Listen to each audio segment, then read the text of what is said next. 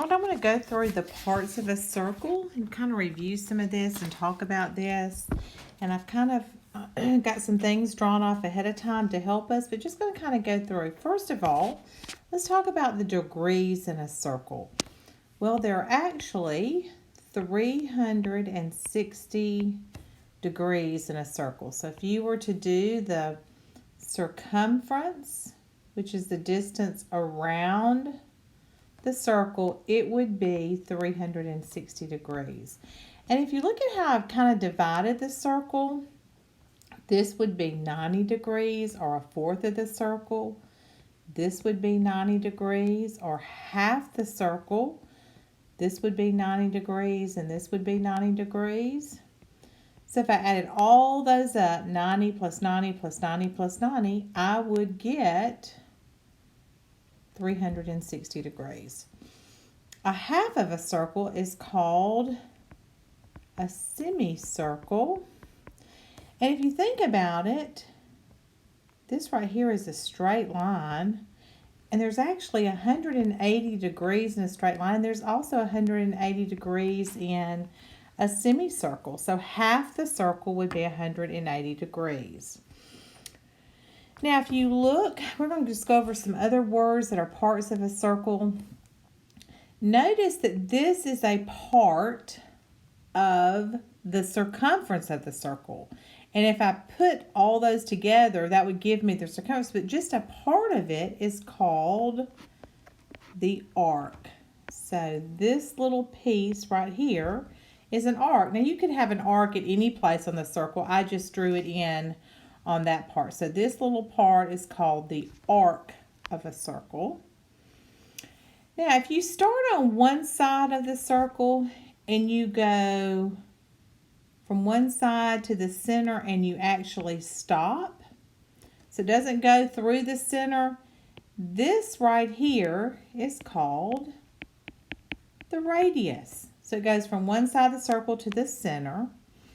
If you go from one side through the center to the other side, that is called the diameter. So it goes from one side through the center to the other side. The radius is always half of the diameter. So if the diameter is 22 inches, the radius is going to be half of that. So half of 22 is 11. So this particular circle, the radius, which is that little part right there, is 11 inches. But the whole diameter is 22 inches. This is the radius. The diameter would go from one side to the center to the other. So if the radius is 9 centimeters, the diameter would be twice that size, which would be 18 centimeters. Because this little part right here would be also 9 centimeters. And 9 plus 9 gives you 18. All right, so notice what happens here. This is kind of different. Notice this it goes from one side of the circle of the circumference to the other side, but it doesn't cross the center. It's just kind of off to the side. That little part that kind of goes is called the chord. So this little part right here that I just did in red is the chord.